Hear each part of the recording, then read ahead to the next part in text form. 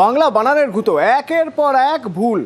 এবং এই ভোটার তালিকার গুচ্ছ গুচ্ছ ভুলের মধ্যে কার নাম আছে জানেন? এসআইআর নিয়ে যিনি বারবার বিভিন্ন নির্দেশ দিয়েছেন, মানে সুপ্রিম কোর্টের বিচারপতি জয়মাল্য বাগচি, তারও নামের বানান ভুল।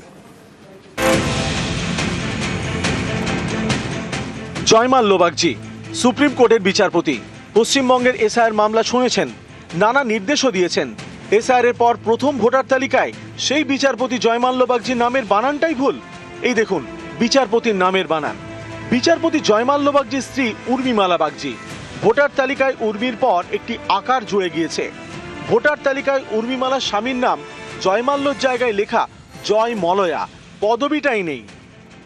বিচারপতির কাকার নাম লেখা বৈকুণ্ঠনাথ বাগচি, বোনের নাম দ্যুতিমালা, সেই বানানেও ভুল। এখানে তার বাবার নাম বৈকুণ্ঠ, বানানটাও ভুল।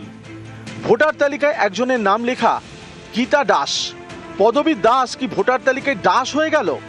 এই দেখুন রবীন্দ্রনাথ নয়, নাম নাকি রবীন্দ্রনাথ।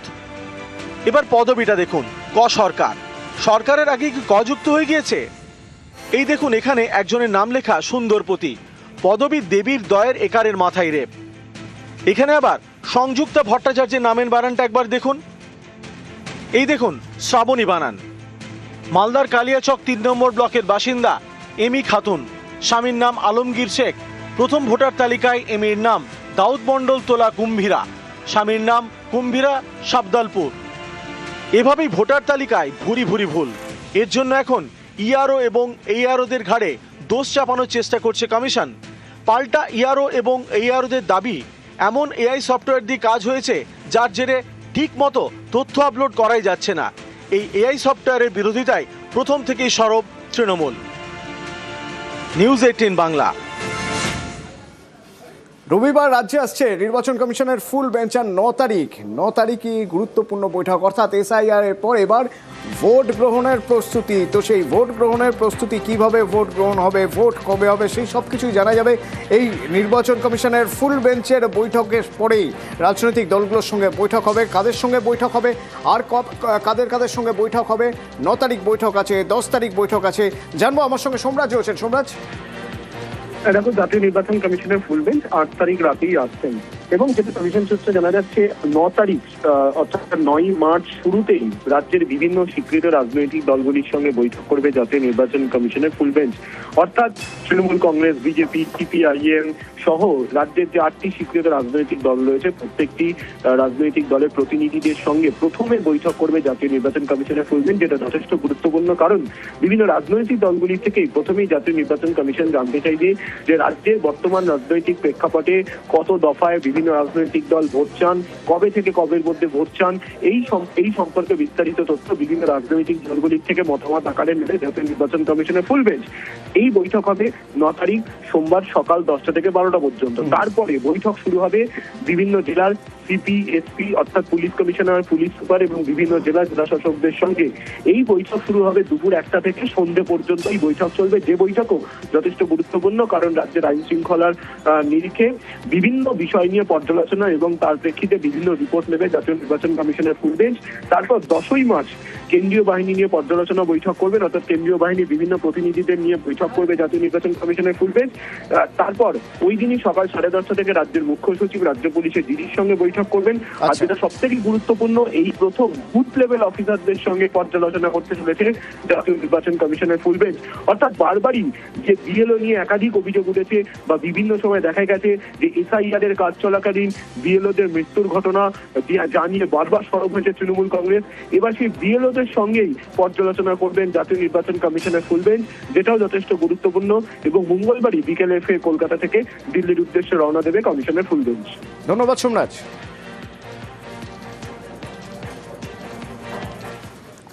এই রাজ্য থেকে রাজ্যসভায় কারা যাবেন?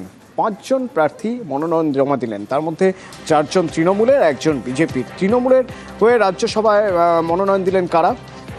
রাজীব কুমার, কোয়েল মল্লিক, বাবুল সুপ্রিয়, মানেকা গুরুস্বামী। এটা একটা গুরু দায়িত্ব। মানে আমি শুধু এটাই বলবো, যেন সবাইকার আশীর্বাদ, সবাইকার ভালোবাসা আমার সঙ্গে থাকে। যাতে অনেক অনেক মানুষের সেবা করতে পারি, যেন দেশের সেবায় আমি সক্ষম হতে পারি, সফল হতে পারি, অনেক মানুষের আমি উপকারে আসতে পারি।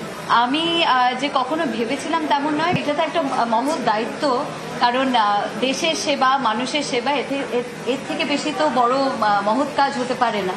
তো তাই জন্য সেই জায়গা থেকে আমি নিজেকে ভীষণ ফরচুনেট মনে করি যে আমাকে সিলেক্ট করা হয়েছে এবং আমি একটা এত ইম্পর্টেন্ট একটা জায়গায় আসতে পেরেছি। মাদার টেরেসার একটা কথা আছে, मतलब সেন্ট মাদার টেরেসার একটা কথা আছে, ওনার ওয়ার্ডে বলছি, I trust God will not give me a responsibility which I cannot handle. Deeply happy and honored, and I come with the Constitution in my heart. Thank you. I think in the early days, we're just filing the papers. Very happy. রাজ্যসভার প্রার্থী পদে মনোনয়ন দিলেন রাহুল সিনহা। বিধানসভায় গিয়ে মনোনয়ন জমা দিলেন বিজেপি প্রার্থী রাহুল সিনহা। এই এক নতুন ক্ষেত্রে কাজ করার সুযোগ পেয়ে নিজের পক্ষে ভালো লাগছে এবং স্বাভাবিকভাবে জনকল্যাণে, সারা রাজ্যের মানুষের কল্যাণ, রাষ্ট্রের মানুষের কল্যাণের কাজে লাগানোর একটা সুযোগ আছে, এটা ভেবে মানসিকভাবে তৃপ্তি পাচ্ছি। আশা করি যে আগামী দিন সার্থকভাবে এই কাজ রূপায়ণ করতে পারবো। বনগাঁর খবরে নজর রাখতে হবে। বনগাঁয় বিজেপির বাইক র্যালি, সেই বাইক র্যালি ঘিরে রীতিমতো ধুমধুমার। অনুমতি ছাড়াই এই বাইক র্যালি হচ্ছে বলে অভিযোগ পুলিশের। বাধা দিলে তখন পুলিশের সঙ্গে কথা কাটাকাটি।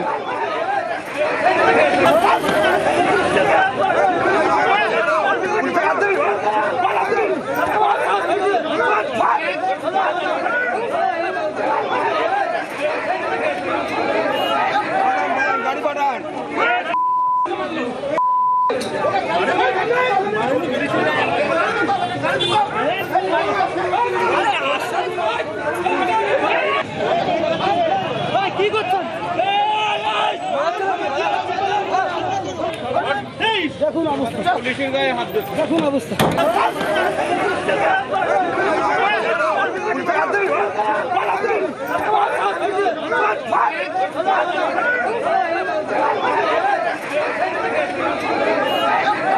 গাড়ি পাঠান।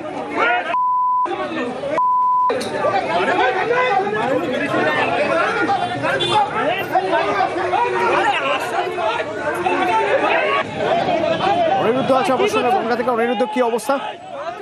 দেখো অতনু, তোমাকে জানিয়ে রাখি যে উত্তর 24 পরগনার বনগাঁ থানা এলাকার গাড়াপোতাতে এদিন বিজেপির যুব মোর্চার পক্ষ থেকে বাইক র্যালি শুরু হয়েছিল। যে বাইক র্যালির অনুমতি ছিল না, তেমনই পুলিশ সূত্রে খবর থাকে এবং পুলিশের তরফ থেকে সেই বাইক র্যালি আটকাতে গেলে রীতিমতন বিজেপির কর্মী সমর্থকদের সঙ্গে তো প্রথমে তর্কাতর্কি, পরবর্তীতে বিজেপির কর্মী সমর্থকরা পুলিশকে উদ্দেশ্য করে ধাক্কাধাক্কি করতে থাকে।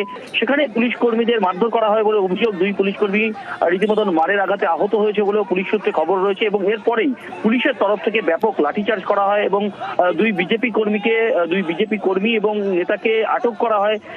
যে বিজেপি কর্মীকে আটক করা হয়েছে তিনি বাগদা পঞ্চায়েত সমিতির বিজেপির বিরোধী দলনেতা বলেও দাবি করা হয়েছে এবং বিজেপির পক্ষ থেকে দাবি করা হয় যে পুলিশ রীতিমতন অবৈধভাবে তাদের এই বাইক র্যালিকে আটকায়। বাইক র্যালির অনুমতি না থাকলেও যেহেতু পুলিশকে জানানো হয়েছিল বাইক র্যালি হবে, তা সত্ত্বেও পুলিশ অন্যায়ভাবে তাদেরকে মারধর করেছে বলে বিজেপির তরফ থেকে অভিযোগ করা হয়েছে। পাল্টা তৃণমূল কংগ্রেসের তরফ থেকে দাবি করা হয়েছে যে বিজেপি কোনো আইন কানুন মানে না, তাদের বাইক র্যালির কোনো অনুমতি ছিল না। পুলিশের উপরে আক্রমণ করার কারণেই পুলিশ এই বাইক র্যালিকে আটকাতে গেলে আহত হয়েছে, সেই কারণেই তাদেরকে হয়তো বা আটক করা হয়েছে বলে তৃণমূল কংগ্রেসের পক্ষ থেকে দাবি করা হয়েছে। অতনু, অবস্থা